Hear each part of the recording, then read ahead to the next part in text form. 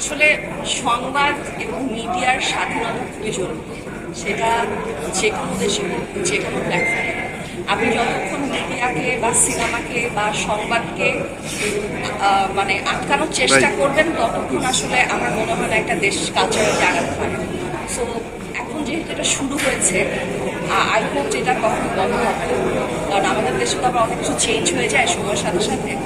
তো আশা করবো এটা চেঞ্জ হবে না, এটা কন্টিনিউ হবে। এই সংবাদপত্রের স্বাধীনতা কিংবা আমাদের যে ফিল্ম মেকিংয়ের যে স্বাধীনতা, এটা খুবই গুরুত্বপূর্ণ। এখন হচ্ছে একটা দেশকে কালচারালি যখন ইন্টারন্যাশনালি আপনি রিপ্রেজেন্ট করবেন, তখন এই জিনিসগুলো খুব গুরুত্বপূর্ণ। তো আমার কাছে মনে হয় it's very important and I am very glad যেটা যে কারণটাতে আসলে আমি কাজ করতে পারছিলাম না সেটা শেষ। তো এখন আমি আবার কাজে ফিরতে চাই।